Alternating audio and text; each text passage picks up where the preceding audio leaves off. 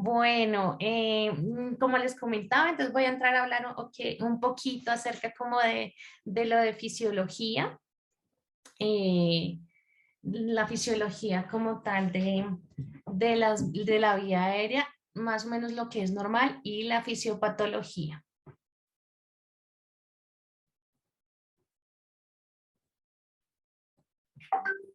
Listo, bueno, para recordar que la faringe pues es una estructura que es bastante pues compleja, tiene diferentes funciones como lo es la fonación, la deglución, la respiración y requiere que sea de un tejido músculo cartilaginoso para que estas funciones puedan llevarse a cabo.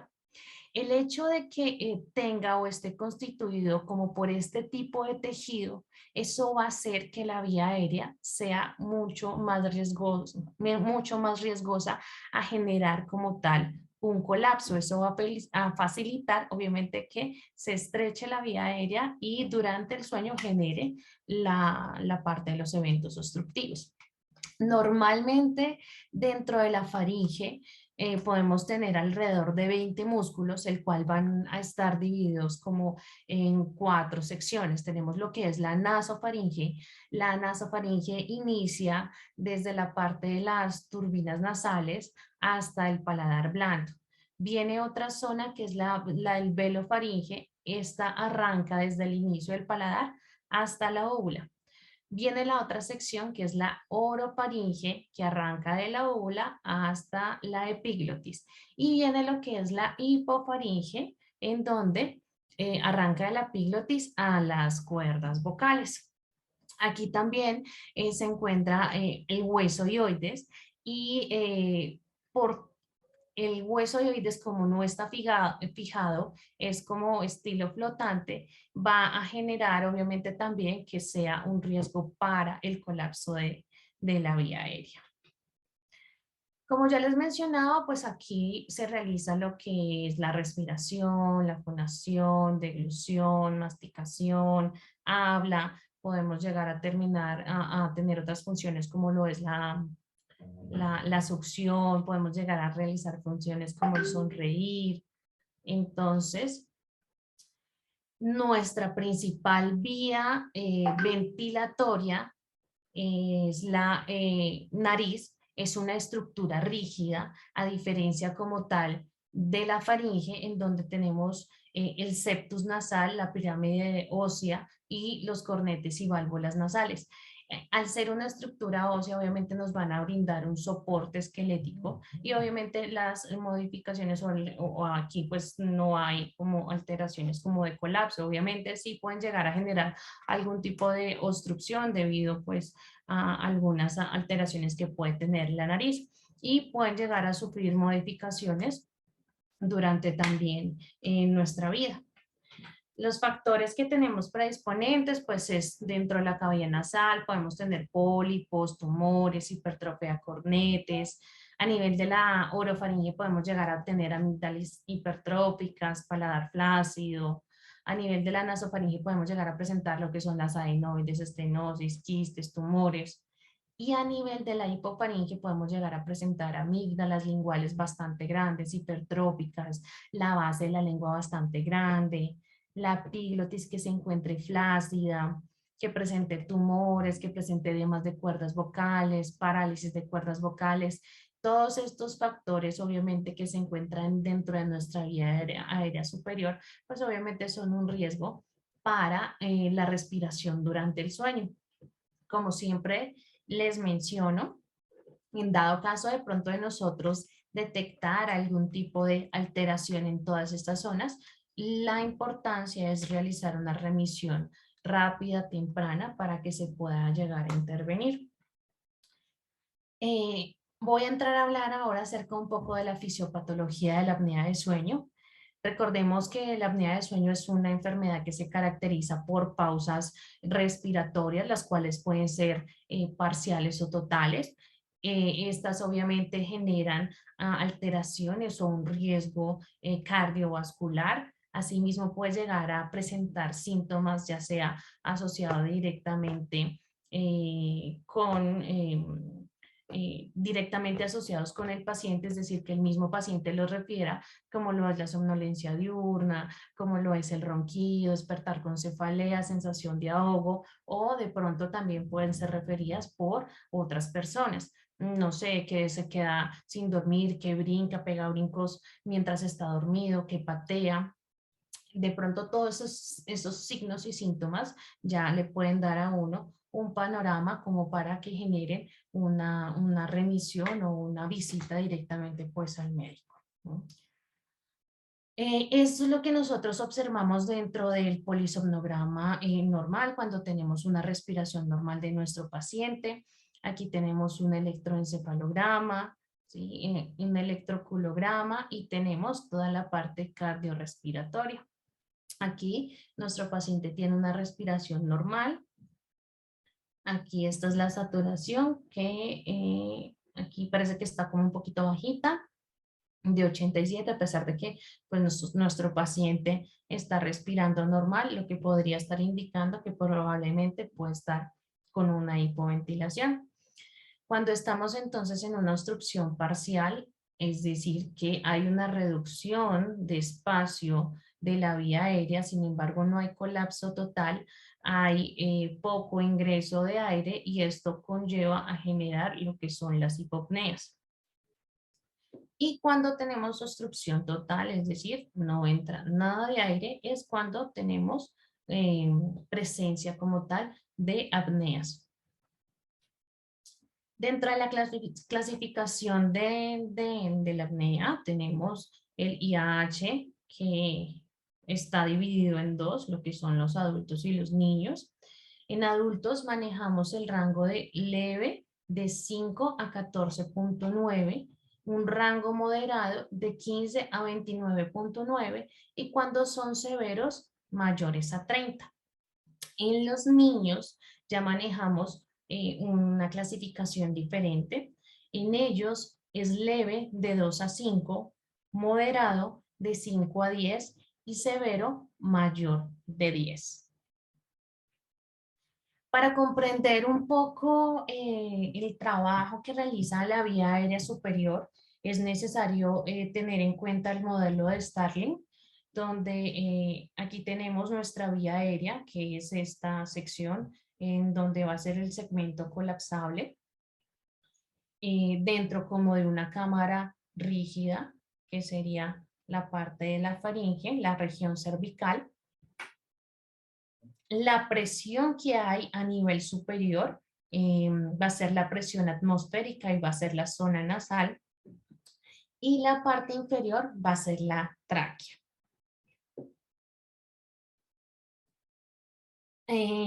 Al mismo tiempo se generan dos tipos de presiones. Lo que es la intraluminar, que es la presión que hay dentro de la faringe y esta es la que nos genera apertura de la vía aérea, y la presión extraluminar, que es la que tiende como tal a colapsar, a cerrarla. Aquí es más o menos donde se acumula toda la parte del tejido grasa, del tejido grasoso, y en este caso, cuando hay diferencias de presiones entre la parte superior y la parte inferior, de tal manera que le ganen a la presión intraluminar, es cuando tiende como tal a colapsar la vía aérea. A este colapso se le llama la presión crítica. Lo vamos a observar mucho mejor en esta otra gráfica, en donde pues debe haber como tal un equilibrio entre la parte de los músculos dilatadores de la faringe y donde vamos a tener toda la parte de la anatomía. Y si tenemos una estabilidad de estas dos características, lo que va a hacer es mantener nuestra vía permeable. Cuando hay algún tipo de desequilibrio en alguna de estas zonas, se presenta lo que es la apnea o la hipopnea.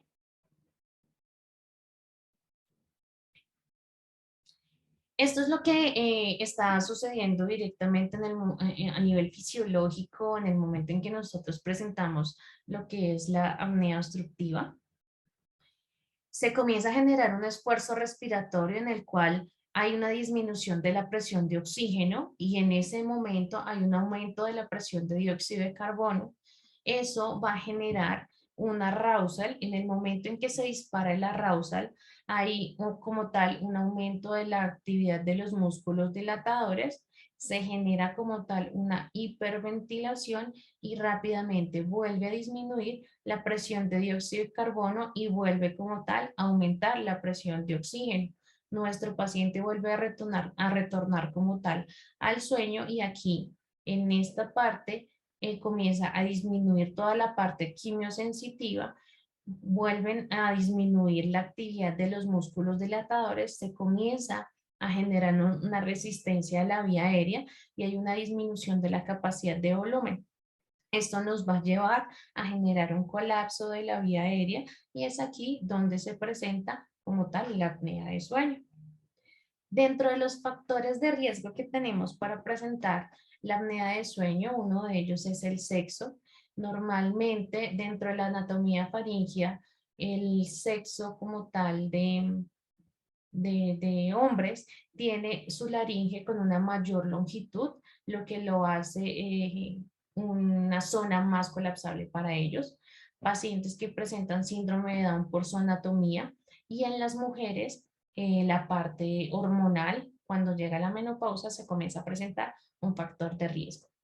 A nivel de la edad, ya cuando nuestros pacientes comienzan pues, a aumentar en edad, va a haber un deterioro del control respiratorio, pues debido al envejecimiento, hay mayor depósito de grasa alrededor de la faringe y asimismo la actividad como tal del genio gloso comienza también a disminuir. Ya lo he mencionado también en varias ocasiones, pues la obesidad es un factor de riesgo altísimo, ya que el depósito de grasa no solamente se hace a nivel corporal, sino también alrededor de la vía aérea. Y así como lo expliqué antes en el modelo de Starling, pues obviamente es un factor de riesgo para colapso. Alteraciones estructurales como lo es la retrognatia, la micrognatia, las amígdalas, adenoides, la lengua grande. Asimismo, factor de riesgo como el alcohol, el tabaco y algunos antecedentes familiares. Para recordar lo que nosotros vamos a observar dentro de nuestro polisomnograma y asimismo dentro de los informes, está principalmente lo que es lo de la apnea y la hipopnea. Para eso es importante, obviamente, conocer sus criterios y sus características. Dentro de la apnea, su término hace referencia a que no hay ingreso de aire ni por boca ni por nariz. Esto debe tener alrededor de una duración de 10 segundos en adultos y en niños 2 ciclos respiratorios. Entonces, siempre que hablamos de apnea, hay un cese total del flujo aéreo. Tenemos como tal 3 tipos de apneas, lo que es la obstructiva, la central y la mixta.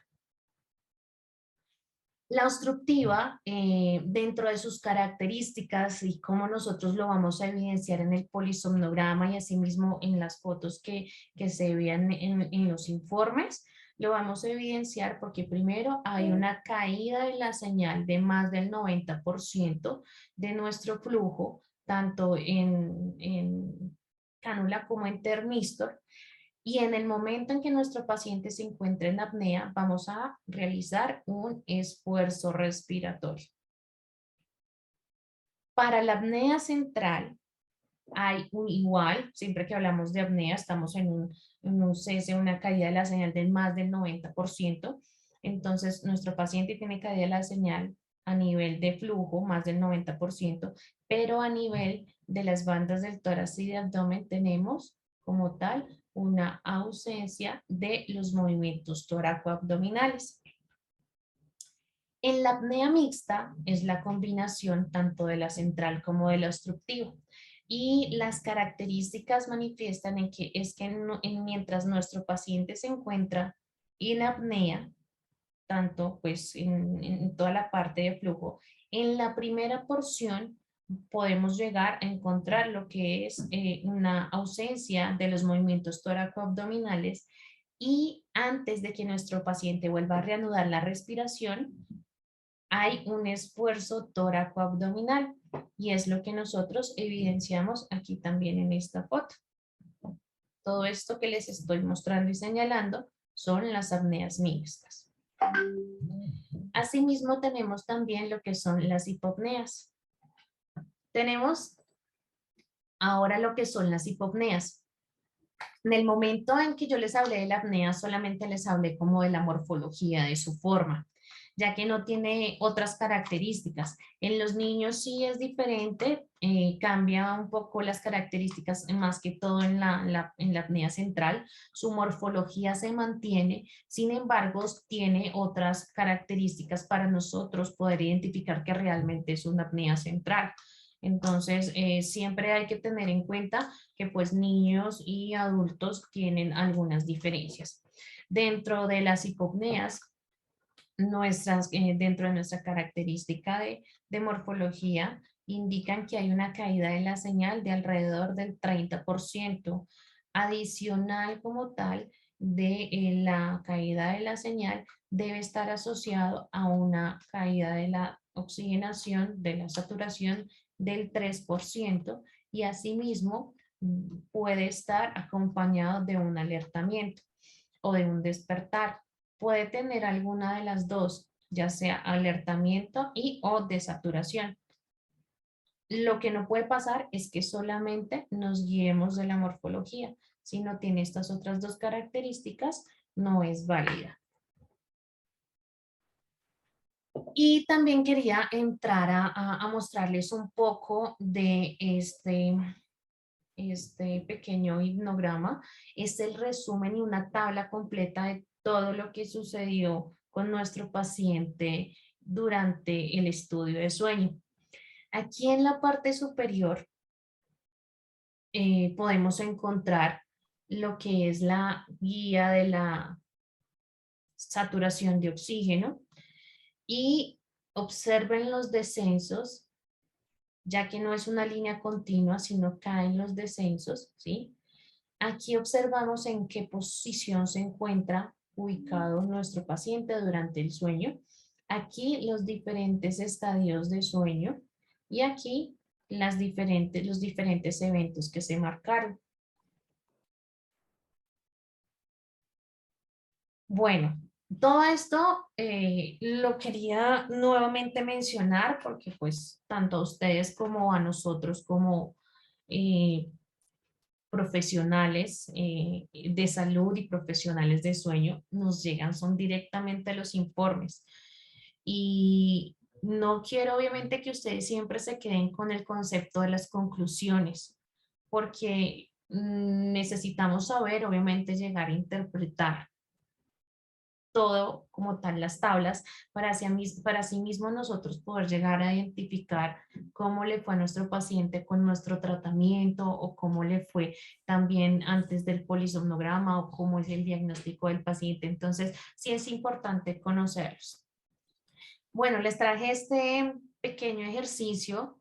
A mí me gustaría que Vanessa, no sé si ya habrá llegado, o de pronto Diana, Sonia, de pronto alguien que quiera intervenir como para que me pudiera llegar a analizar esta parte de gráfico de informe. Ustedes de pronto que logran evidenciar, eh, no sé, qué conocen ustedes de ahí, que logran identificar.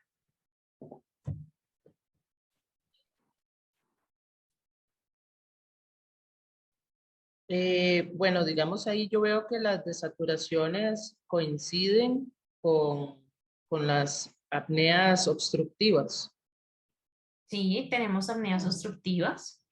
¿verdad? Y si no estoy equivocada, bueno, no sé, me parece que se está dando en una etapa N2.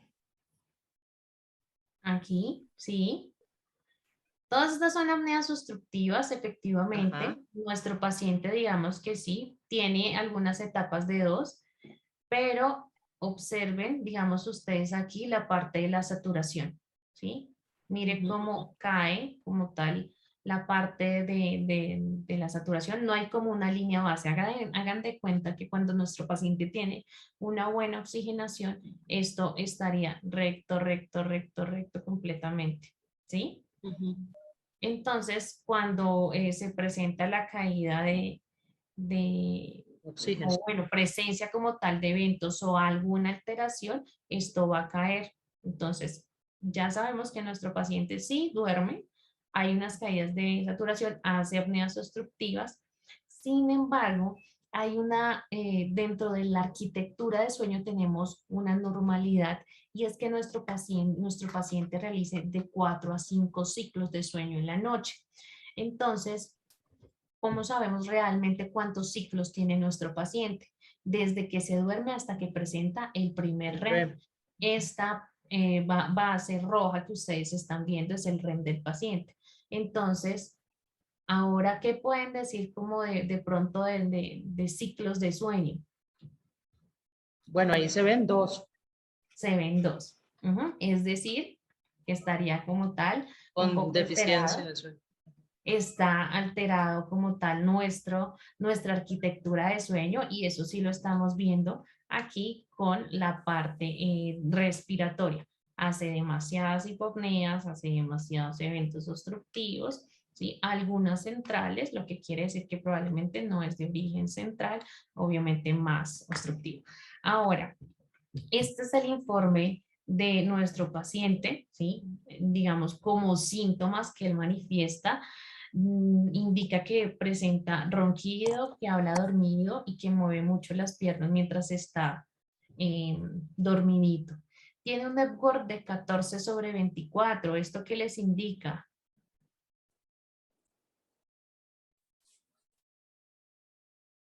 Que nuestro paciente Somnolencia. tiene una somnolencia.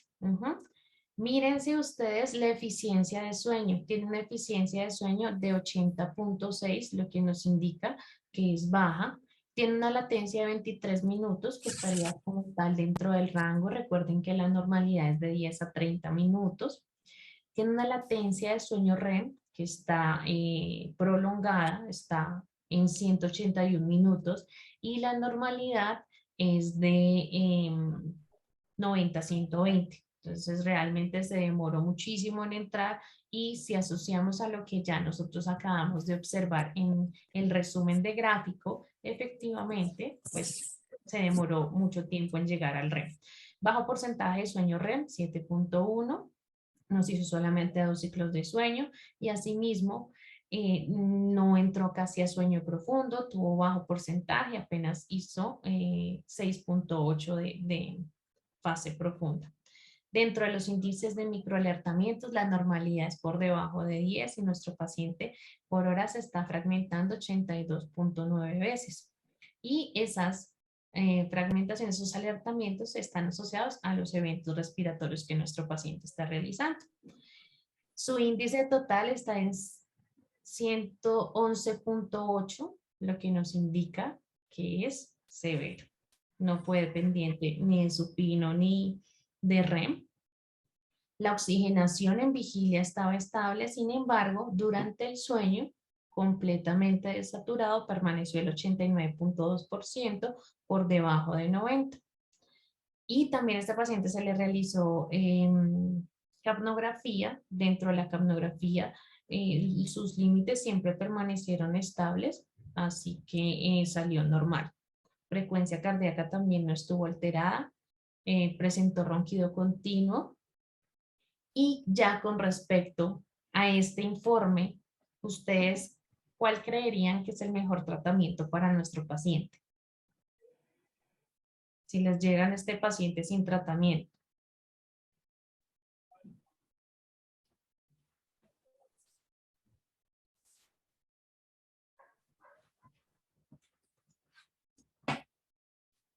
¿Qué dicen? ¿Ustedes qué le pondrían?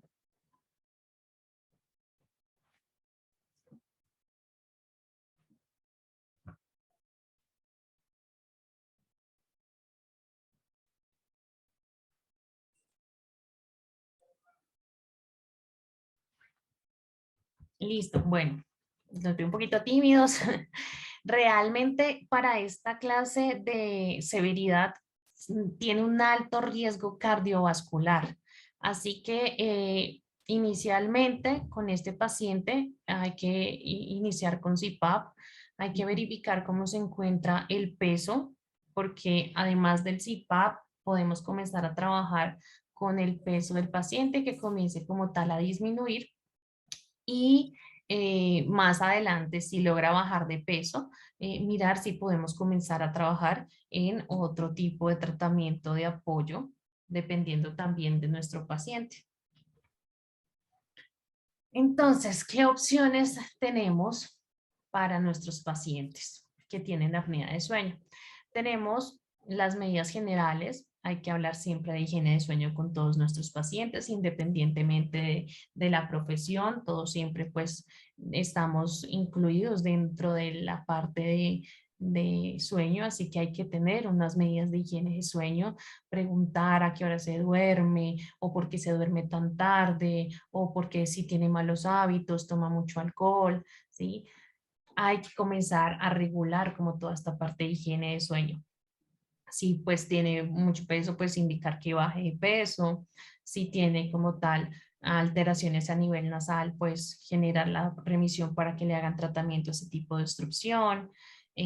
Pacientes que fuman, pues es un alto riesgo de que se inflame como tal la vía aérea debido a la nicotina, así que una de las indicaciones también es que no fumen.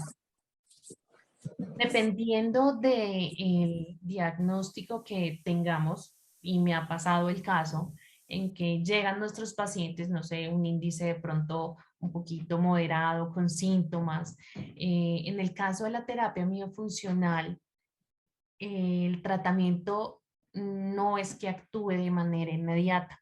Como trabajamos sobre el músculo, obviamente va a llevar tiempo. Entonces, en los pacientes que me llegan dependientes de supino, al mismo tiempo que van trabajando conmigo, pues al mismo tiempo les indico que realicen la terapia posicional. Muchos de ellos no tienen de pronto la opción económica de comprarse los chalecos posicionales. Ahorita también está de moda lo que es el subnivel, que es el dispositivo que se coloca acá al frente. Entonces, pues les digo que hagan lo de la terapia casera y es que en su pijamita coloquen diferentes peloticas de tenis atrás que le adapten como bolsillos a la pijama y que coloquen ahí las peloticas de tenis para que pues traten de evitar como la posición supina. ¿No? Están lo que ustedes manejan muy bien, que son los dispositivos de avance mandibular. Lo que hace es con un ascenso de la parte del maxilar inferior, pretende generar un espacio retrofaringio. ¿No? En este tipo de dispositivos es bueno que también uno se apoye directamente con el tema de terapia miofuncional antes de colocar el dispositivo para preparar todo el tejido y preparar toda la musculatura. Asimismo, durante el proceso de adaptación y de titulación como tal del dispositivo para evitar o si tiene o presenta dolor, comenzar a generar una disminución de esta molestia para el paciente. Dependiendo también de la valoración que le hayamos realizado, están las opciones de las cirugías de vía aérea superior, de la adenoamigdalectomía, si vemos las amígdalas muy grandes, cirugías para bajar de peso, implantes de hipogloso y todo este tipo como de opciones, si depende pues obviamente de lo que nosotros detectemos, hagamos la remisión temprana para que asimismo pues el médico tratante tome la decisión cuál es lo mejor para nuestro paciente. El CPAP, pues ya ustedes lo conocen, es la primera línea de tratamiento para la apnea. En este caso, está indicada para los severos y para los moderados que también tienen un alto riesgo cardiovascular. Se requiere para este tipo de proceso también un acompañamiento, en este caso de terapia respiratoria oficio, para que estos pacientes se logren adaptar también a estos dispositivos, porque de las dificultades que muchos pacientes también me mencionan es que presenta como tal dificultades de adherencia por falta de educación. Entonces, les entregan los equipos y no les enseñan a manejar, les dicen póngase esto acá y prenda acá y ya. Y resulta que esto es un tema un poquito más profundo porque sí hay que realizarle un proceso de acompañamiento y de educación como tal a nuestros pacientes. Y lo que les he venido mencionando, que es la terapia miofuncional. No quiero que de pronto, como les mencioné el lunes, no quiero que solamente se me queden con el concepto de que estos son ejercicios y ya, porque sí, nosotros trabajamos con ejercicios, pero recuerden que nuestro trabajo esencial está en las funciones. Si nosotros no logramos estabilizar las funciones que tenemos dentro de nuestra boca y nuestra vía aérea, todo lo que hagamos con respecto a ejercicios se va a perder. Entonces, esto es una unión, esto es un círculo. Dependemos obviamente de que nuestro paciente estabilice esas funciones para que con ejercicios obviamente se logre como tal estabilizar. Recordarles lo que es la terapia miofuncional. Cuando hay algún tipo de desequilibrio porque algo no está funcionando bien dentro de nuestra boca y la vía aérea, es cuando entramos nosotros a trabajar. Acuérdense que lo que nuestro enfoque es eliminar hábitos inadecuados, crear nuevos comportamientos, cambiar todo el tipo de patrón que se encuentra alterado a nivel muscular, mejorar toda la parte estética de nuestro paciente para llegar nuevamente a estabilizar todas esas funciones. Les traigo esta diapositiva porque pues nuestra lengua realmente no tiene un solo músculo, es bastante grande, es bastante difícil, es uno de los músculos más fuertes del cuerpo humano, está compuesta por 17 músculos, de esos 8 son pares y un músculo impar. Cada uno de esos músculos tiene una actividad esencial dentro de su función. Eh, en el momento en que nosotros realizamos, de pronto hablamos, comemos, no nos damos cuenta que tiene una funcionalidad tan grande y actúan tantos músculos al mismo tiempo y pretendemos que, o pensamos más bien, que es solamente un movimiento y ya, resulta que no. Aquí les traigo como algunas funciones principales de lo que realiza cada músculo. Está el músculo transverso lingual, el cual estrecha y alarga la lengua. Este es el que nos ayuda como para afinar la lengua cuando trabajamos mucho con los bordes.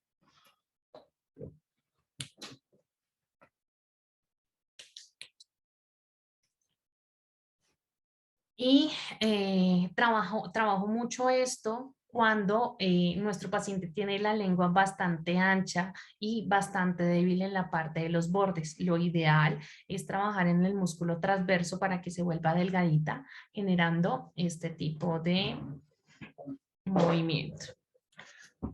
Mi lengua es grande, así que creo que se me ve un poquito mejor sin la linterna.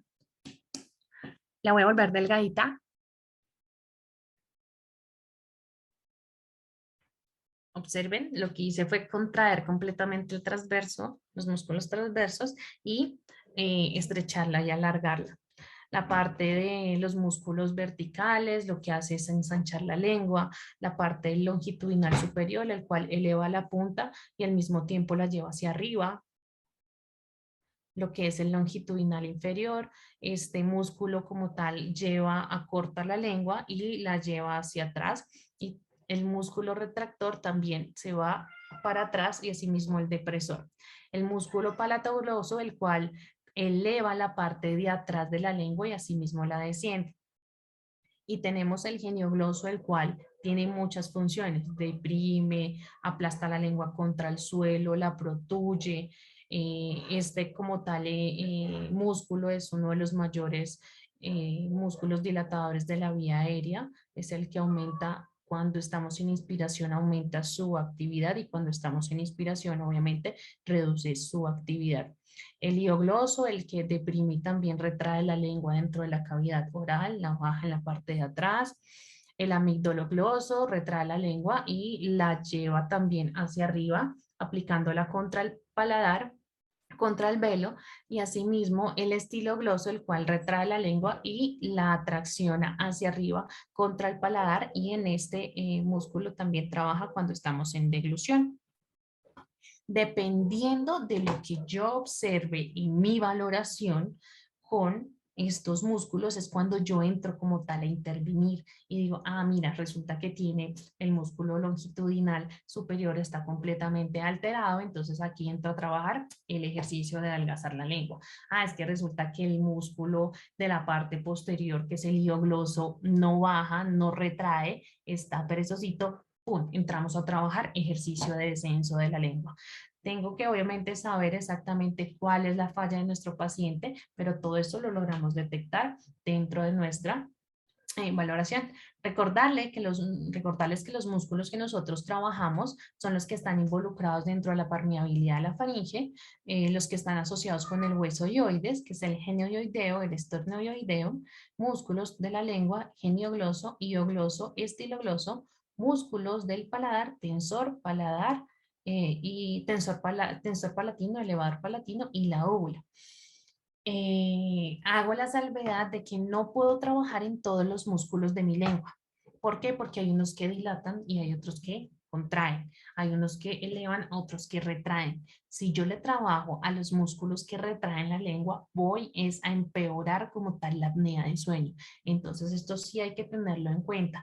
Por eso es que a veces eh, no estoy en contra, obviamente, como de que los pacientes hagan ejercicios y ya, sino que tengan un acompañamiento por parte del profesional para saber si realiza el ejercicio correcto, si lo hace bien o no, porque también me ha pasado, no les explica al paciente, pero ya lo que ellos hacen en casa es algo completamente diferente y después le manifiestan y le dicen a uno, ven, es que me siento como más cansado que antes. Va uno y valora y resulta que me está haciendo el ejercicio de manera incorrecta. Entonces sí es importante ese acompañamiento y ese seguimiento por parte del profesional. Bueno, vamos a iniciar con el taller. Me gustaría que encendieran la cámara. Necesito pues obviamente verlos. Aquí vamos a interactuar un poquito ya para trabajar y conocernos de paso.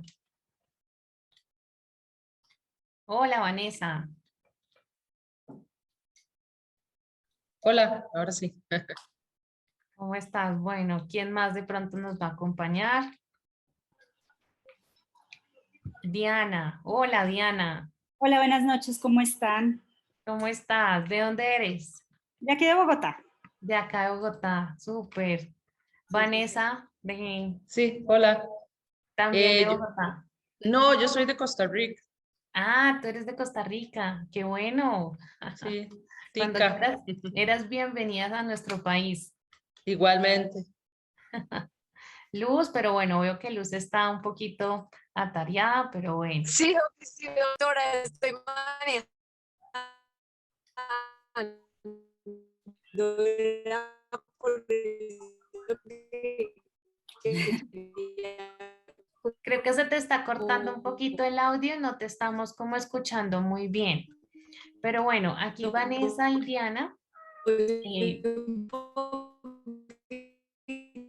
se le pierde un poquito el audio a ella, pero bueno, entonces Vanessa y Diana y bueno, los otros doctores que nos están también acompañando también entonces voy a nos pueden acompañar también si no desean encender su cámara. Entonces, bueno, para el taller, pues recordarles, estos son como los materiales que nosotros usamos. Guantes, bajalenguas, aplicadores, linternas, gasas. Este es el espejo de Glatzer, nuestros elementos de bioseguridad y usamos también el fonendoscopio para realizar auscultación cervical en dado caso de que pues nuestro paciente tenga como riesgo de pronto de presentar disfagia o tenga algún tipo de sospecha de disfagia. Con esto podemos hacer auscultación cervical. Entonces, aquí les quiero mostrar, este es uno de los protocolos que uso para la valoración. Es un protocolo que está hecho por la doctora Irene Marchestan, es una fonoaudióloga de Brasil, una de las fundadoras y por sí pioneras en todo el tema de fonoaudiología y fue adaptada al español directamente por la doctora Eliana Rivera. Es un protocolo bastante amplio, es muy chévere. tiene demasiada información que nosotros podemos llegar a trabajar. Sin embargo, para el ejercicio laboral y más de pronto en Colombia, pues he tenido que realizar de pronto una adaptación porque el aplicarlo lleva alrededor de 2 horas más o menos. Entonces, pues aquí los tiempos de atención de pronto son un poquito más cortos. Entonces, he tenido como tal que realizar este tipo de adaptación. Entonces, ustedes están viendo el archivo, ¿cierto? El del PDF. Sí, Ah, bueno, ok, muchas gracias. Lo primero, una de las primeras temas que uno pues revisa es la postura corporal, cómo se encuentra, digamos, la cabeza, si está frontal, si está lateral, si está, digamos, inclinado hacia la derecha, hacia la izquierda, hacia adelante, hacia atrás, cómo están los hombros de manera lateral, si está frontal. Acá hay una toma de medidas de rostro, se toma a través con el paquímetro y acá también nos da a nosotros una vista para poder decir si nuestro paciente es braquicefálico, dolicefálico, mesocefálico, es decir, que esta estructura la tiene pequeña o que es de cara alargada o es de cara cuadrada.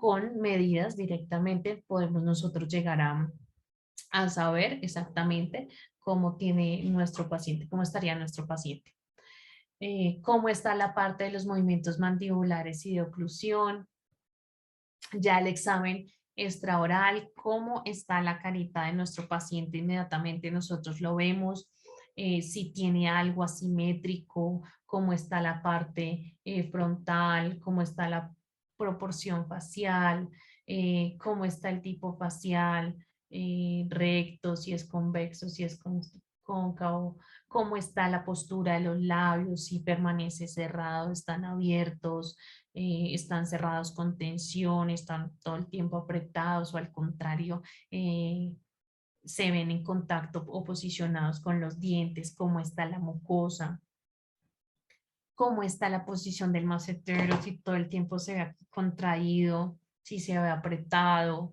si hay reclutamiento como tal del músculo en el momento en que yo aprieto y suelto, si primero va a un lado después el otro. Y ya digamos a nivel intraoral, qué sucede dentro de nuestra boca, qué pasa con los labios, cómo está la mucosa, cómo está el frenillo labial, cómo está ahora nuestra lengua, es grande, es dentada, un lado arriba, otro lado abajo, y cómo es el grosor, está aumentada, cómo es el tamaño, cómo está el frenillo, como tal de la lengua, está corto, ¿sí?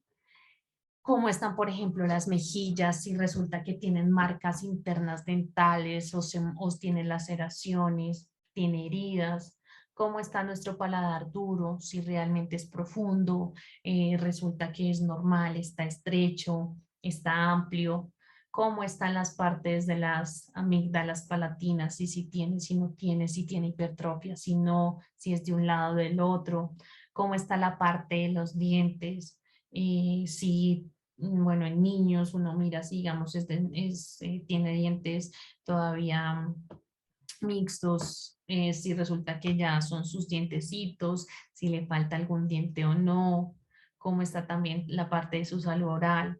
Aquí cómo está, por ejemplo, la oclusión, no sé, es una clase 1, una clase 2, clase 3, si tiene desviado o mordida abierta. Y comenzamos a trabajar también un patrón de movilidad, ¿sí? ¿Cómo están los labios? ¿Tienen buena movilidad? ¿Tienen buena fuerza? ¿Cómo está la lengua? ¿La puede sacar? ¿La puede llevar hacia arriba, hacia los lados?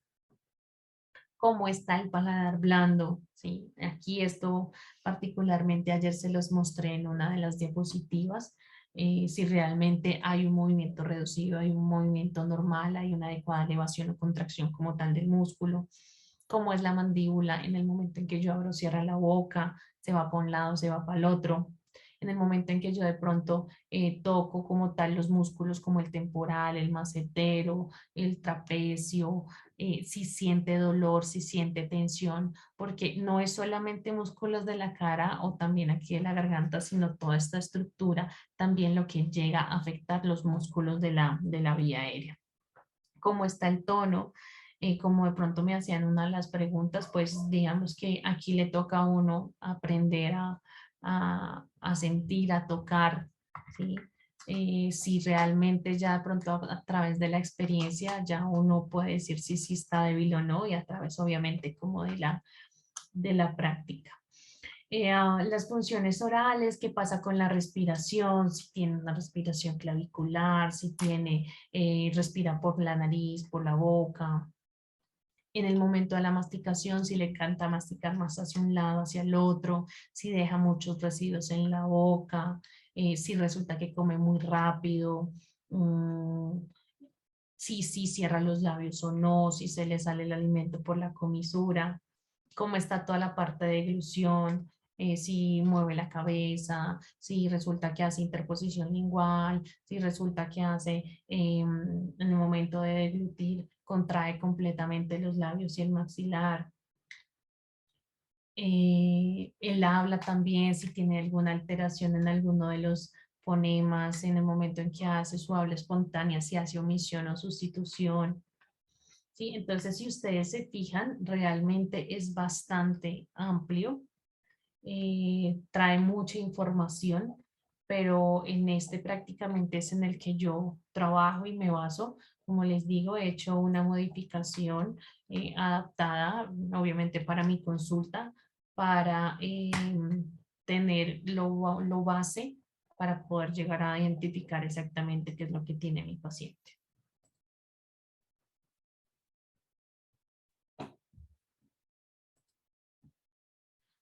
Bueno, y aquí les traigo estas foticos. A ver si ustedes, porfa, me ayudan indicando qué ven en cada fotico, qué alcanzan a identificar ustedes.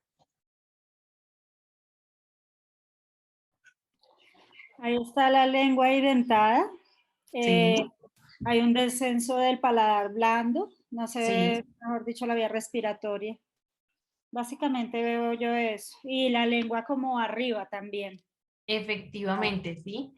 Tienes toda la razón. Adicional, miren la parte posterior, la musculatura retractora pues está tan alta que lo que hace es generar menos espacio, obstruir vía aérea y obviamente si nuestra lengua está en esta posición, todo esto va conectadito.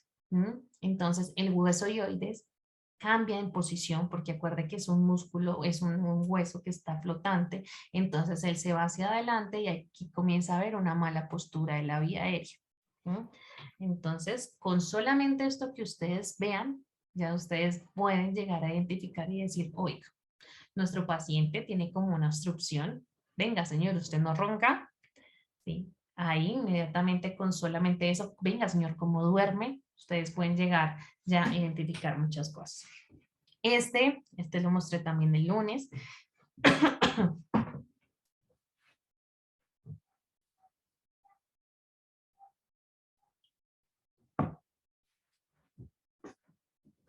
Que logran ver aquí. En ese habíamos dicho que había como mucha contracción alrededor de los labios, ¿verdad? En Y los- no solamente de los labios, observen, mira aquí la parte del bucinador, ¿sí? Está completamente contraído y efectivamente nuestro paciente cuando traga los alimentos posiciona la lengua en el sitio incorrecto, llevando a tener una interposición lingual en el momento de la deglución. Aquí esto es una lengua en estado de reposo. Yo lo que hice fue simplemente separarle los labiecitos sin tratar de que la paciente cambiara como la estructura de su boquita. Entonces, lo que quiero que identifiquen acá es la postura de la lengua en contacto está con qué está tocando qué.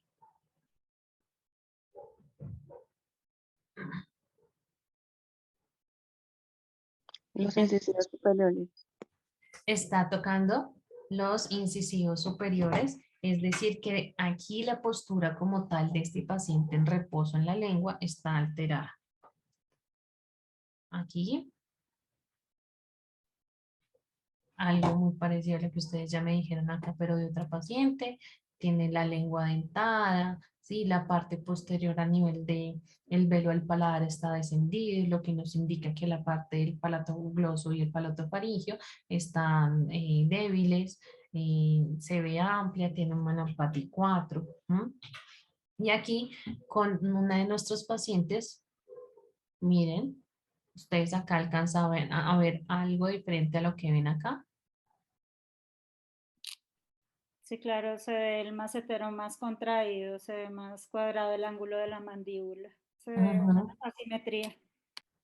Exacto, entonces aquí, digamos, con solamente yo ver a mi paciente, yo aquí puedo decir, resulta que probablemente Nuestra Señora come más de un lado que del otro, ¿sí? O tiene más funcionalidad de la musculatura de su lado derecho que la del lado izquierdo, ¿sí? Y eso hace que tenga una simetría facial y más la zona como tal izquierda está mucho más débil. La bola del Eh, mentón está también muy contraída. La bola del mentón también se ve contraída, tiene dificultad para el sello labial. ¿Sí? Y observen ya la postura como tal de los labios, ¿sí?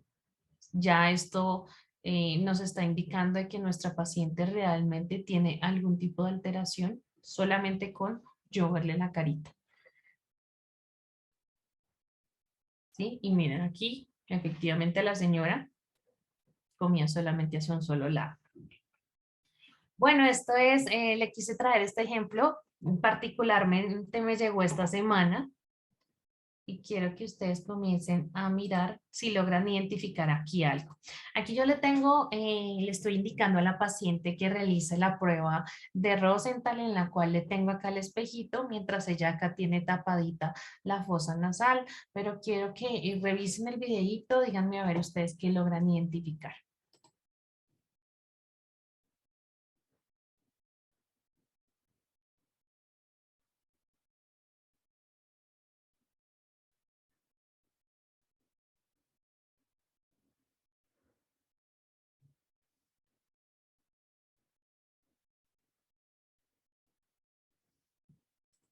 ¿Logran ver algo? ¿Lograron detectar algo? Sí, claro, varias cosas. El vaivén en el momento en que se tapa una de las fosas nasales, la respiración clavicular y como con dificultad trata de abrir la boca. No lo puede hacer solamente con la nariz. Exacto. La señora sí efectivamente manifiesta que se ahoga mucho, ¿sí? Y pues uno al ver esto, uno dice, solamente con verla desde que llegué, yo dije, tiene completamente alterado su tipo respiratorio. Adicional, tenía como una obstrucción a nivel de la nariz y ella ya fue remitida con otorrino para que revisen exactamente qué le sucede, porque cuando ella efectivamente se tapaba la fosita, hacía mucho ruido en el momento de botar el aire, ¿sí? Y tenía esfuerzo, se fatigaba, se cansaba. Entonces, en esta paciente particular, efectivamente tenía una respiración clavicular. Listo. Aquí, esto es un ejemplo de cómo se ve la prueba de Glatzer, el espejo de Glatzer, cómo se ve en el momento de su uso y que de pronto también uno llega a lograr identificar. Entonces aquí le tengo la instrucción a mi paciente de que respire solamente como por la nariz para mirar también como la simetría en el momento en que nuestro paciente realiza una respiración nasal. La marqué y miren lo que pues observa. Ustedes ven algo de pronto raro.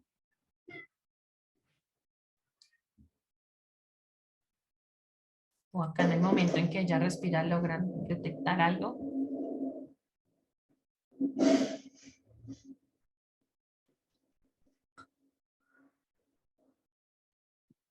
Hay mayor salida, mejor dicho, se empaña más el espejo en lo que vemos nosotros del lado izquierdo. Mejor dicho, llega más lejos. Llega un poquito más lejos, sin embargo, digamos como que no es como mucho, digamos como de pronto una simetría severa o grande, y en el momento en que uno la marca, miren que tampoco se ve como muy alterado, sí tiene como una puntita un poquito en el lado como derecho, un poquito más amplio que la otra, pero realmente no tiene mayor alteración.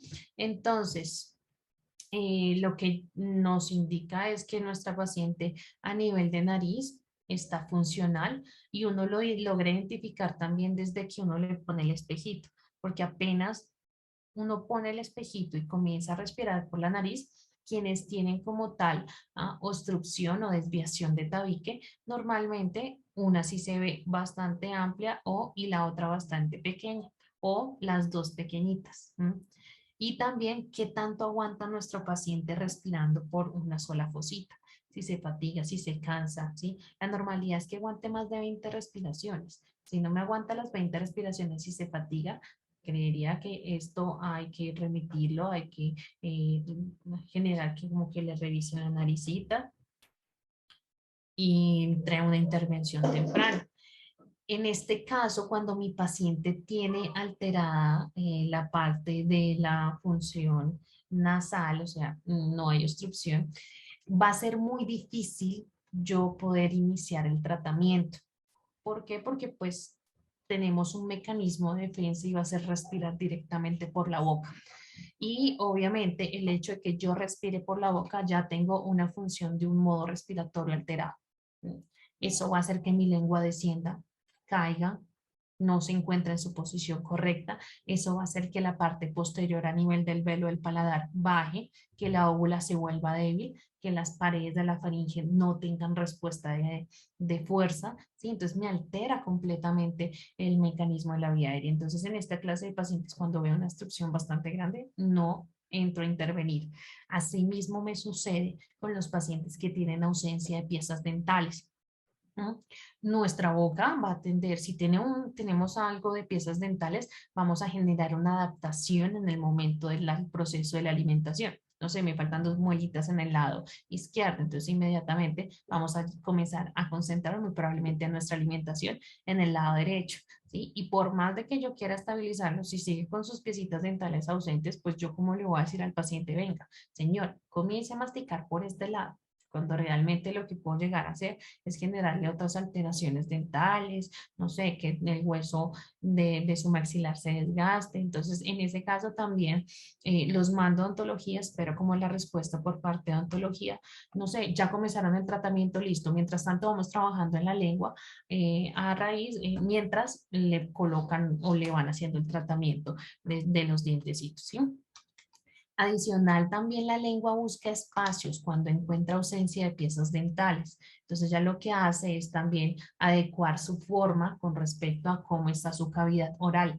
Entonces cuando uno ve la piecita dental ausente, una o dos, uno ve esa sección del músculo transverso completamente ancho y metiéndose, ubicándose en el espacio donde deberían estar los dientecitos. Entonces, por más de que uno le trabaje, por más de que realmente uno sea pues el mejor profesional, tenemos unas alteraciones que van a generar que nuestro paciente siga teniendo ese bajo tono, esa baja fuerza en los músculos de nuestra lengüita o de nuestra boca.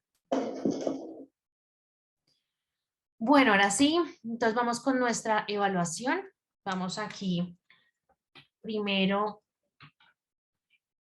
a trabajar con nuestra lengua. Entonces, enciendan ahora sí las cámaras. Listo, que todas estén preparadas ahí con, si tienen espejito a la mano mejor. Yo les voy a dar la indicación de qué es lo que tienen ustedes que hacer para que ustedes mismas se revisen, comiencen a conocerse su lengua, comiencen a identificar qué pasa dentro de su boca, ¿no? Entonces, para el ejercicio de la movilidad, uno le dice al paciente, saque la lengua afuera. Vamos a ver cómo se encuentra su movilidad. Entonces, sacamos lengüita afuera. Listo, bien. Ahora vamos a indicarle a nuestro paciente que lleve la punta de la lengua hacia su lado derecho. Derecho, listo. Por ejemplo, ahí la doctora Vanessa, bien, buen movimiento, fue rápido y se encuentra en este momento de ladito. Bien, digamos que la doctora Marcela, Diana Marcela, la lengüita de ella está apuntando un poquito hacia abajo. Trate de colocarla un poquito más recta, sin realizar movimiento del maxilar. Bueno, nos vamos a apoyar en el maxilar. Ahora vamos a hacer el movimiento hacia el otro lado. Aquí está la doctora Marita. También, doctora Maritza, excelentes movimientos. Ya la doctora Diana se movió súper rápido. Bien, lo que quiere decir que tiene buen movimiento y coordinación lingual. Ahora, vamos a indicarles, les voy a indicar que por favor me coloquen la punta de la lengua a llevar a tocar la nariz. Elévenla. Sin ayudarse con su boquita. Elévenla, bien, bien. Bien. Ahora, coloquen la punta de la lengua detrás de los dientes de arriba donde inicia su paladar. Listo.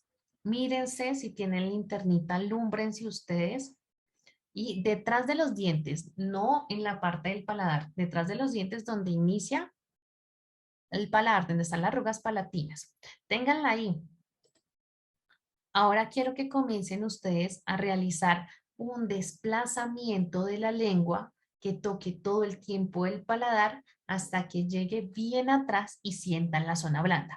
Obsérvense el movimiento, ¿sí? Si cuando ustedes llegan bien atrás, se mueve para los costados, tienen como tal una pérdida de movimiento de pronto en esta parte de la lengua.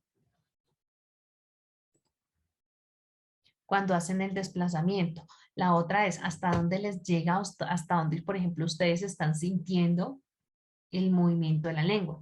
Resulta que, no sé, están llegando hasta la parte de la mitad del paladar duro. Ah, estoy llegando hasta el inicio como tal del paladar blando. Entonces, ¿hasta dónde, por ejemplo, están llegando? ¿Hasta dónde sienten el movimiento?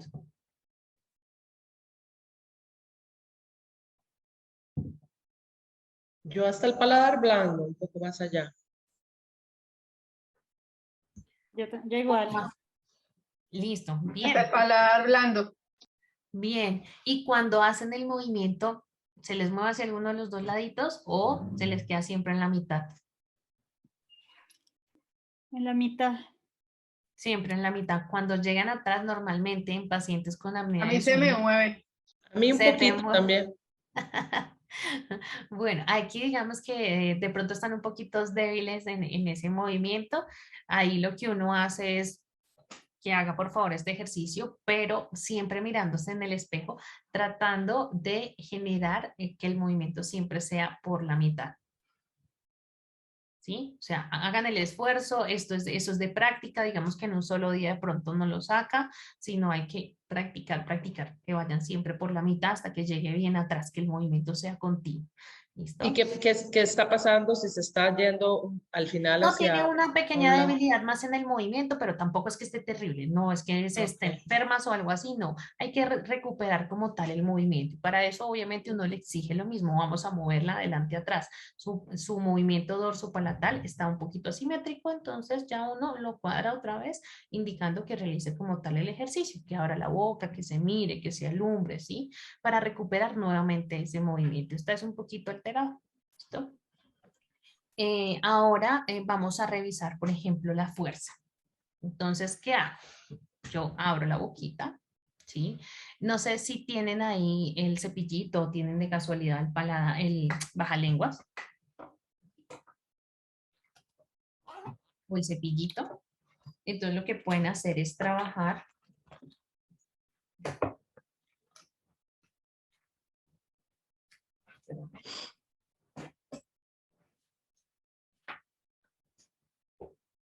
Listo. Tenemos acá nuestro bajalenguas. Espérenme, yo acá pongo una luz para que puedan ver mejor.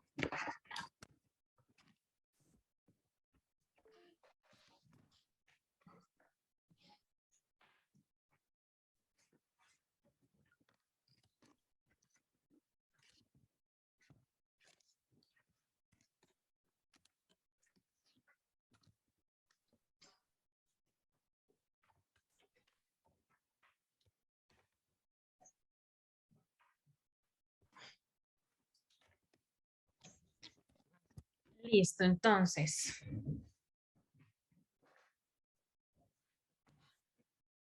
Mi lengua, como les mostré ayer, antier, es grandecita, ¿no? ¿Cómo realmente yo sé si tiene buena fuerza, por ejemplo, el músculo posterior en la parte del iliogloso y geniogloso? Entonces, cuando yo la toco atrás, ojo, no muy atrás, la zona más alta de su lengua que vean, porque si se me pasan de esa parte pueden desencadenar el reflejo de glutorio. Entonces, yo quiero que ustedes primero abran la boca y se lo toquen. A ver qué respuesta ustedes ven que tiene la lengua. ¿Se queda quieta? ¿Qué hace? ¿Pero haciendo qué? ¿Abriendo la boca y qué? Y tocando donde ustedes vean la zona más alta de atrás.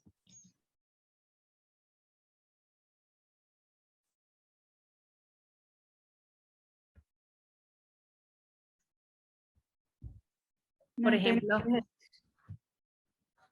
señora, No entendí. vas a coger, bueno, el cepillito o tu baja lenguas y Ah. vas a abrir la boca y vas a comenzar a observar tu lengua y vas a tocar donde tú veas la cima de la lengua atrás, la zona más alta de tu lengua atrás. Listo. Y quiero que la toques. Listo. Listo. Dime qué respuesta tiene como tal la lengua. ¿Qué hace? ¿Hace algo? ¿No hace algo?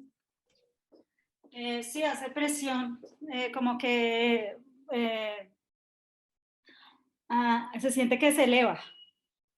O sea, se va para arriba o Ajá. se va para atrás. No, para arriba. Se eleva. Listo. Sí, cuando yo también la presiono hacia abajo, la mía tiende a subir. Tiende a subir, pero cuando Como usted hacerme una presión. hacerle una presión. No, doctora Diana, no la saques de la boca, déjala en la boquita como en estado de reposo, ¿sí? Eso. Y tocas ahí y mira la respuesta. No te vayas muy atrás porque me desencadenas el reflejo nauseoso y ella va a hacer otro movimiento. Entonces, lo que le necesito tampoco es generarle esa respuesta. Entonces, por ejemplo, doctora Vanessa, acérquese un poquitico a la cámara, abra la boquita, no saque la lengua de la boca y tóquela atrás. Trate de no entrar de frente para que no me obstaculice la vista, sino esto de ladito, ¿sí? Entonces, ¿qué buscamos? Cuando normalmente uno toca ahí la lengüita de nuestro paciente tiene fuerza, ¿sí? Ella genera un movimiento de un descenso en la parte de atrás. Entonces, yo abro la boquita. Mire que mi lengua es grandecita, que tengo retrognatia. Entonces, miren la respuesta que va a tener mi lengua. Yo no le voy a hacer nada.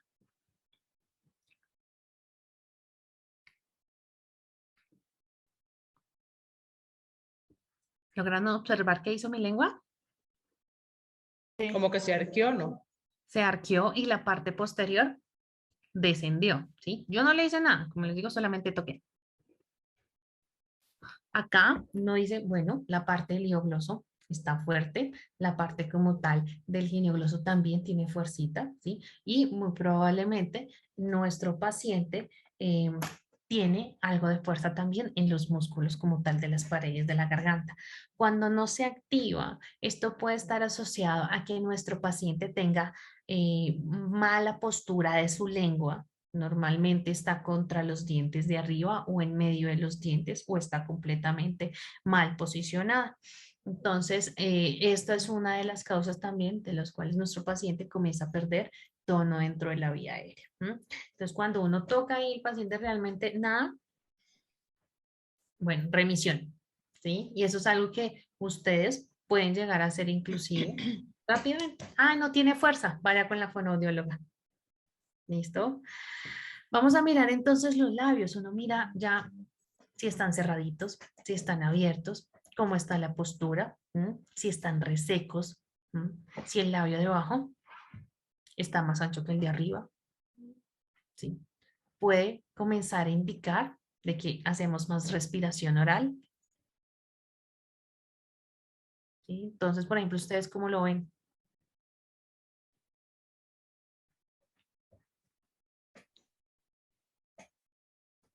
¿Ven algo normal?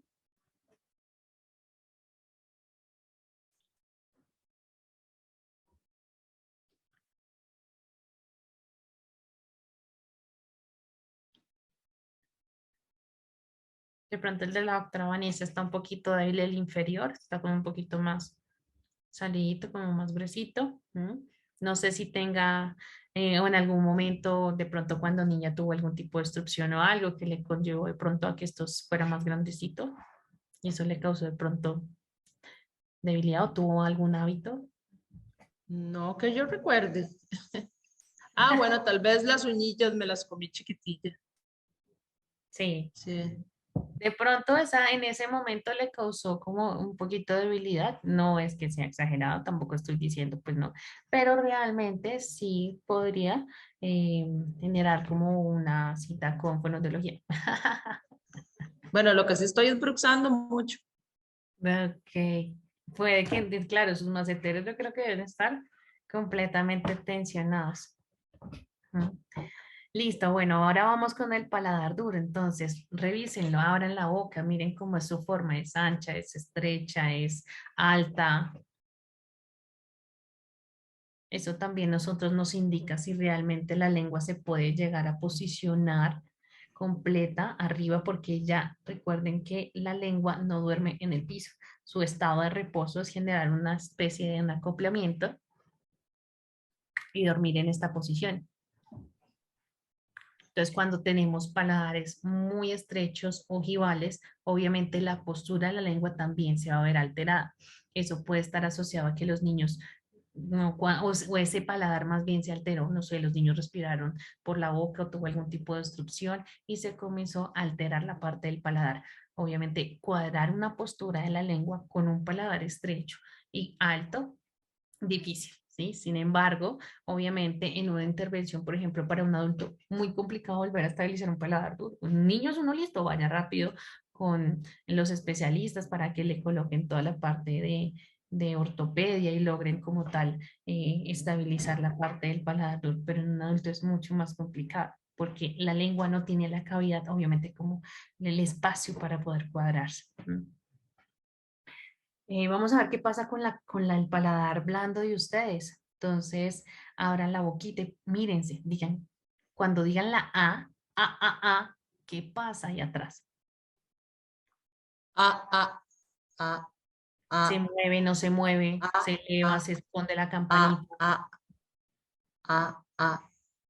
Sí, se mueve, mi paladar se sube y la campanita se mueve hacia arriba también con La el cuadro. campanita se esconde. Ah, ah, Entonces, la ah, elevación ah, es fuerte, digamos, se sube ah, ah, muchísimo. ¿Y ah, qué pasa con la lengua también? ¿Baja o se queda quieta? ah, ah, ah, ah, ah, ah, ah, ah.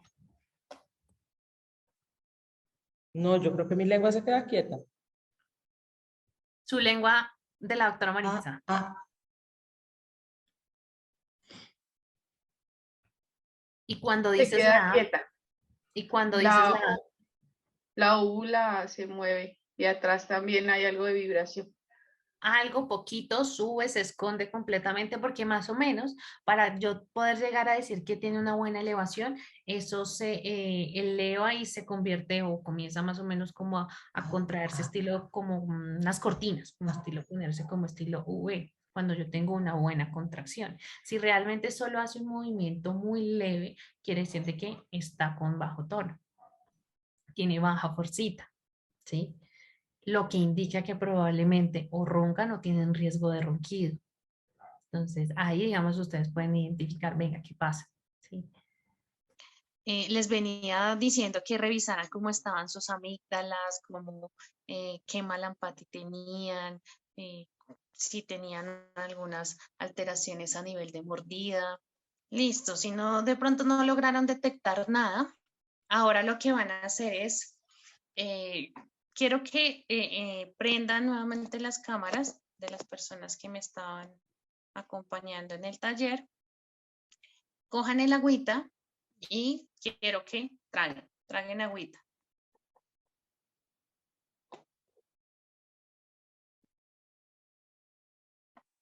Manténganlo en la boca.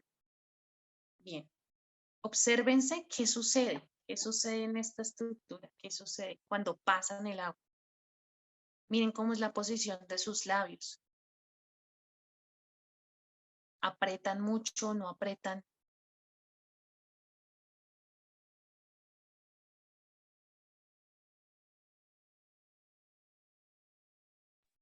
Yo Y como que ahora tiendo a poner el agua como adelante, como en como en los dientes anteriores y como que presiono mis labios y luego trago.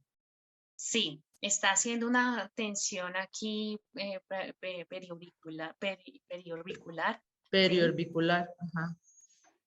eh, pendiente de lo que hace su lengüita, porque parece como si estuviera en contacto contra los dientes de arriba, Ujú. ¿sí? Entonces, ahí digamos que la doctora Vanessa tiene una deglución atípica, hay que comenzar a intervenir esa lengua, ¿sí? Porque esa es como tal una alteración que presentan mucho también los pacientes con apnea o que más adelante también podemos llegar a presentar inconvenientes o alteraciones a nivel miofuncional como también de disfagia, ¿no?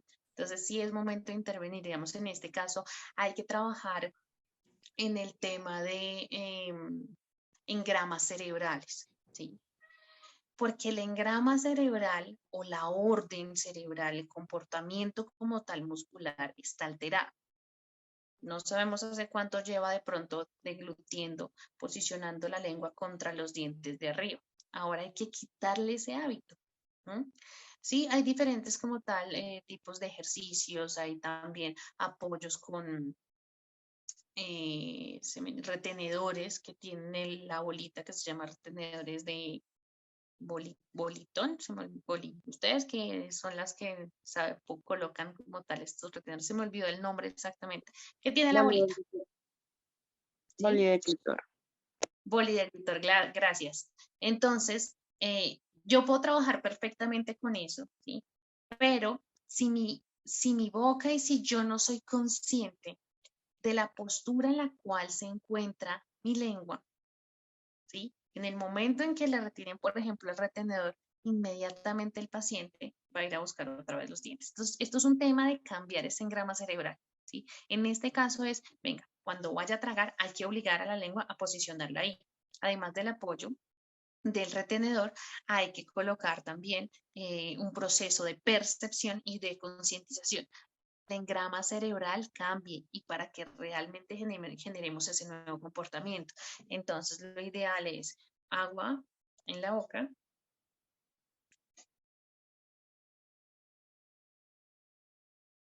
y tragamos. No debe haber ninguna tensión a nivel periorbicular, ¿no?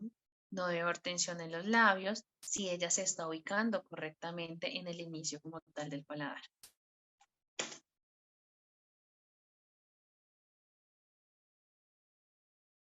Una pregunta, se supone que entonces al consumir el líquido, ¿verdad? Ponerlo ya en la boca, del vaso a la boca, la lengua tiene que estar posicionada en paladar. Realmente, sí, es como el hábito, siempre y cuando sea líquido. Por ejemplo, cuando uno lo va a tomar acá,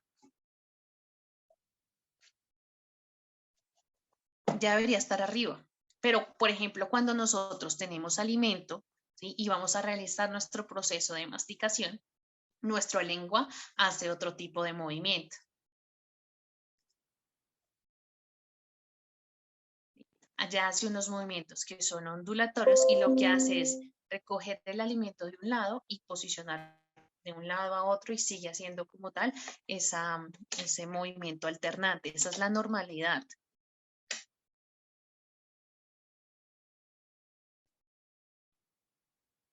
Y esa lengua debe posicionarse cada vez que nosotros traguemos cualquier tipo de alimentos, cualquiera, no solamente líquidos, sino en el momento en que vayamos a tragar sólidos, blandos, semiblandos, después de haber hecho el proceso de la masticación, elevamos la punta de la lengua, inicio del paladar, ella no se debe mover de ahí y traga.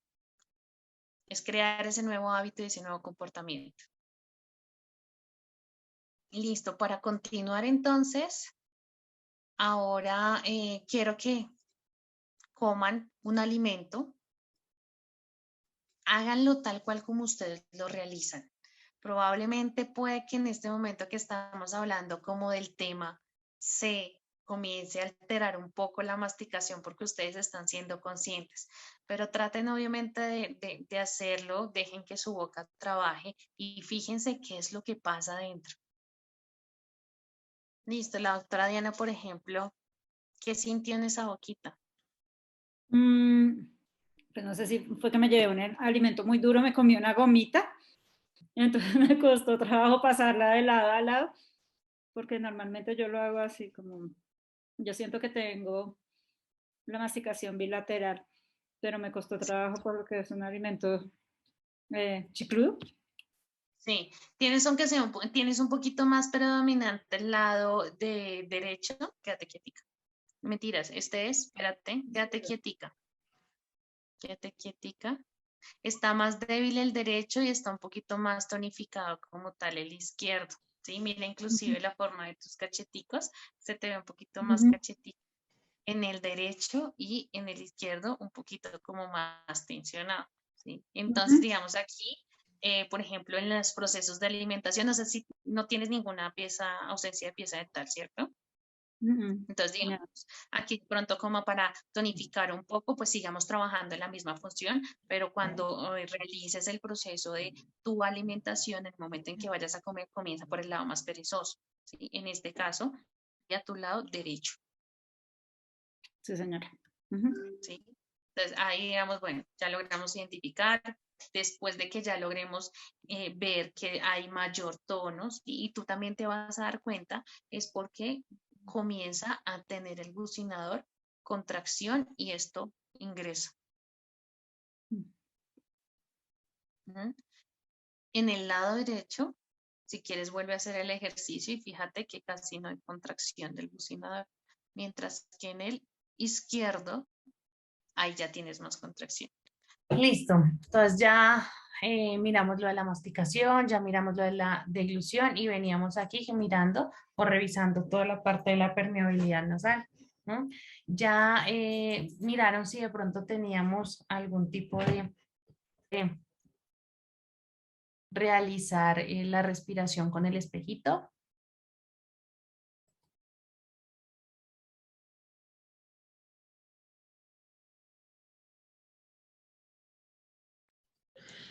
Ok, digamos, cuando yo hice la respiración con el espejo, vi que sí había una marca, pero más de una fosa nasal que de la otra.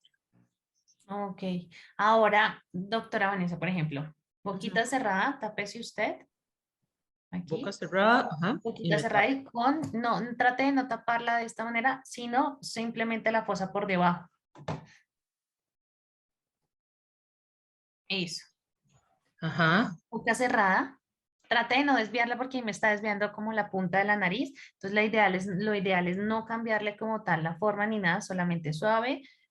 Contraigo el dedito gordo, ponlo debajo de la fosita nasal, que solamente te tape el huequito de Ah, la ok, boca. solo tapar. Ajá. Solo tapar, solo para que no le generes ningún tipo de alteración. Y no, ahí en este caso, listo, boquita cerrada y respírame solamente por ahí. Comienza a contar, comienza a escuchar si tienes ruido, comienzas, por ejemplo, a mirar si te sientes cansado, si resulta que estás ahogado y no puedes abrir la boca. Ok, entonces puse mi dedo tapé la fosa nasal y estoy respirando con la boca cerrada y respiro bien con esa fosa. O sea, nada de cansancio, fatiga, nada. Listo, bien, vamos con la otra.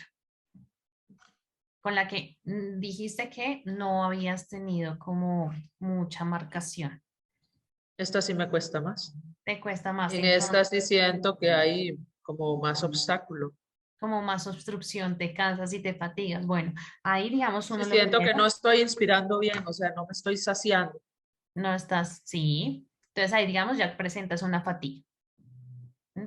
Algo hay en esa fosita y mira que también está evidenciado en el espejito. ¿Mm? Entonces no se te empañó bien y adicional cuando haces la otra prueba te sientes fatigado, cansada. Entonces hay que comenzar a revisar si es que de pronto tienes una obstrucción. Ahorita con respecto a lo que de pronto nos estás mencionando, probablemente durante el día haces respiraciones orales sin tú fijarte y también por eso es que tu labio se ve un poquito débil y un poquito salido. ¿m? Porque te cansa respirar por la nariz y no estás generando una funcionalidad normal. Entonces hay que mirar si de pronto no tienes ningún tipo de desviación en el tabique, ¿sí? Que de pronto no tengas las adenoides grandes o algún tipo de pólipo, de pronto rinitis o algo así. ¿M? Entonces ahí sí es cuestión como de pronto de lograrlo identificar rápidamente. Ok. Bueno, ya, y quería que se revisaran también la respiración para mirar ustedes cómo respiraban, ¿sí? Estando en reposo. Mírense y sientan la posición corporal que está pasando dentro de su cuerpo, qué están sintiendo, cómo respiran dentro de la normalidad. Ah, no es que mi cabeza está adelantadita, es que sube los hombros, ¿sí? No, tratan, por ejemplo, la doctora Vanessa, no, normalito, respira normalito. Tienes el micrófono apagado. ¿Con la boca o con la nariz? No, respira normal por la nariz. Y comienza a mirar o a sentir qué pasa en los musculitos de tu cuerpo, que se mueve. Por ejemplo, pon la manito acá, pon la manito acá. La doctora Marixa, por ejemplo, ¿qué siente? ¿Dónde se mueve? ¿Dónde no se mueve? Se mueve el abdomen. El abdomen, ¿qué movimiento hace cuando tú tomas aire? Hacia adelante. Y cuando botas, Se devuelve. se contrae. Listo, bien. Bueno, a mí me pasa lo mismo, pero siento que mi respiración está más acá, más, Poquito más superior. No quiere decir de que sea clavicular, pero sí es un poquito más torácica. ¿Mm? es más torácica. Es más torácica. Entonces, digamos, si quieres de pronto oxigenar mucho más tu cuerpo y estimular el diafragma y los intercostales, por ejemplo, si tú haces un esfuerzo grandísimo, ahí me tomas el aire terrible, porque mira, ¿sí? Si yo realmente... ¿Será que tiene que ver que hace poco tuve COVID?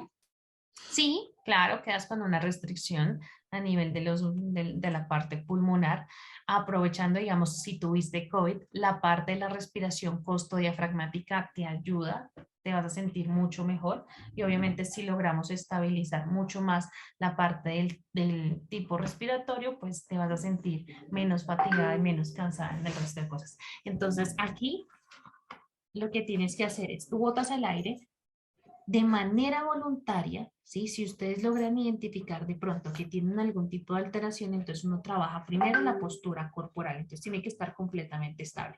Ahora, cuando yo boto el aire, debo hacer de manera voluntaria una contracción del abdomen adentro, aprieto, cuando voy botando aire.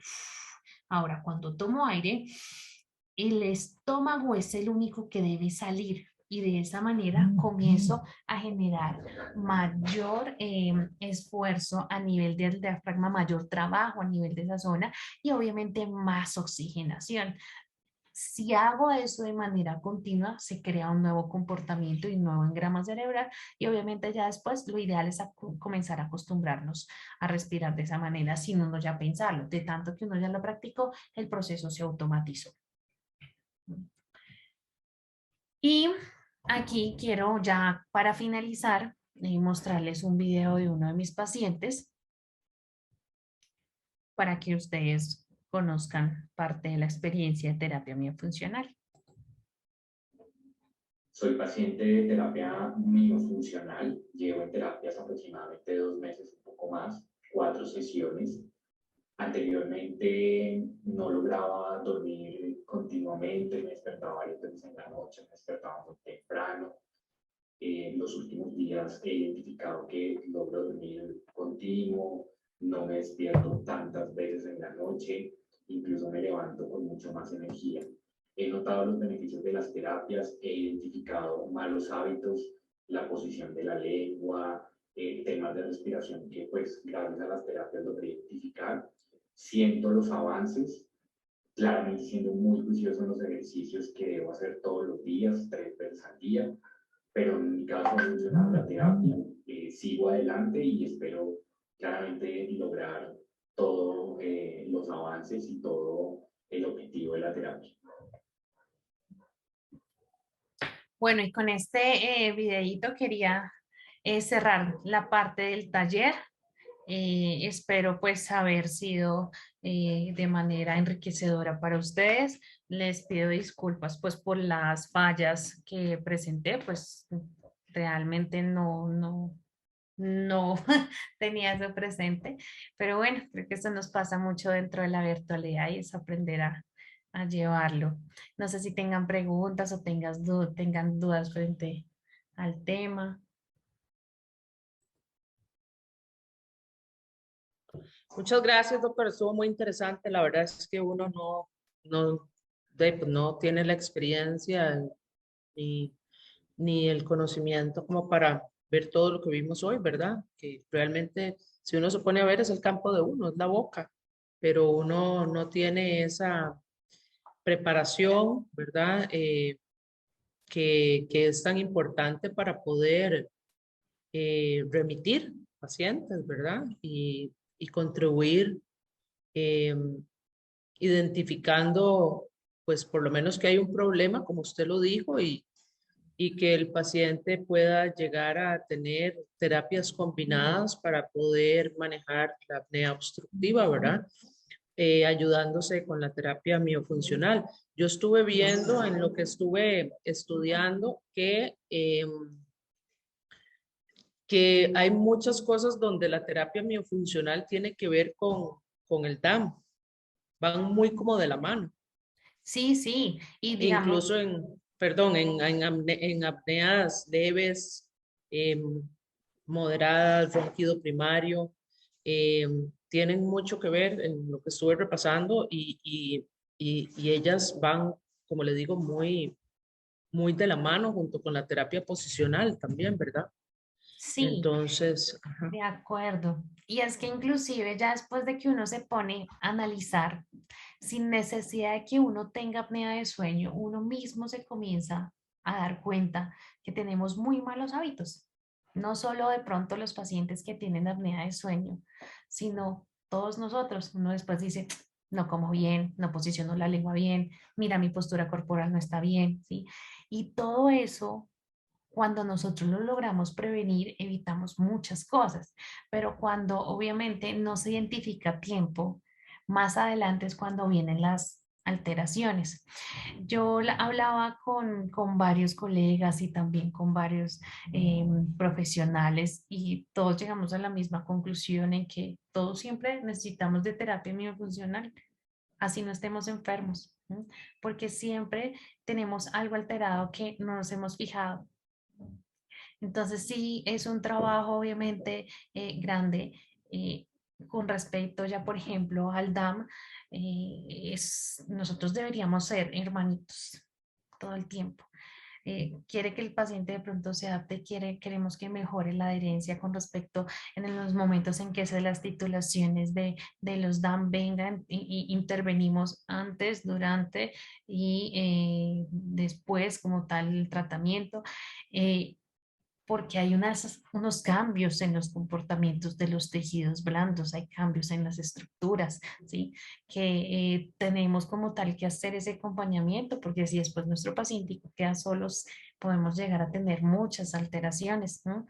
Entonces sí es bueno identificarlos, sí es bueno obviamente tener todo el tiempo ese trabajo de manera continua. ¿No? Y muchas gracias pues a todos ustedes por la asistencia y pues también a las personas que están de manera sincrónica. Si tienen también algunas preguntas o algo, yo estaré muy atenta también a poder solucionarlas.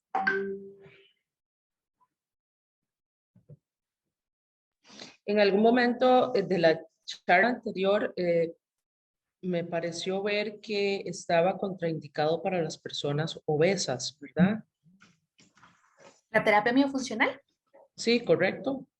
No, no quiere decir de que está Como contraindicada. Lo que, que pasa es que las personas obesas obviamente tienen un riesgo.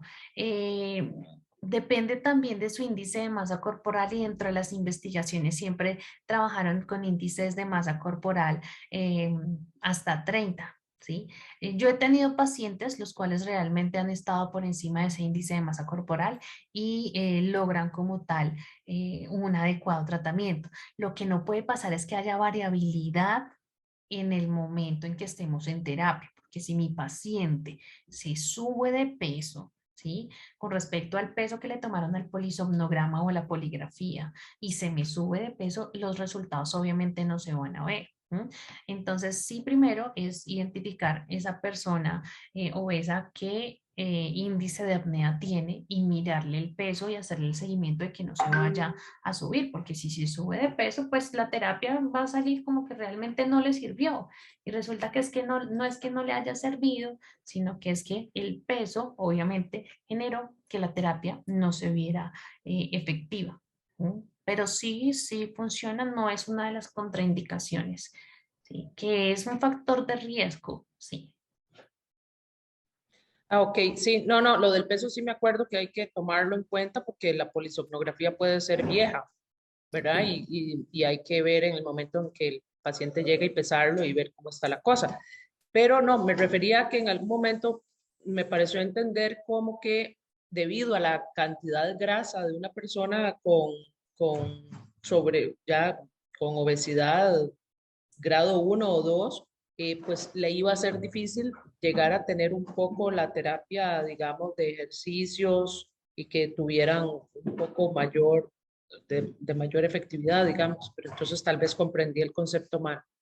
Sí, no, no, porque inclusive es un factor de riesgo, vuelvo y digo, para las personas que son obesas, pero a veces nosotros podemos ver personas obesas y muy obesas que realmente tienen índices leves o ronquidos simples. Y uno diría, uy, este típico paciente que tiene obesidad realmente va a tener pues la apnea y resulta que no es así, ¿sí? Porque acuérdense que dentro de la fisiopatología no solamente existe la debilidad de los músculos, sino otro tipo de factores.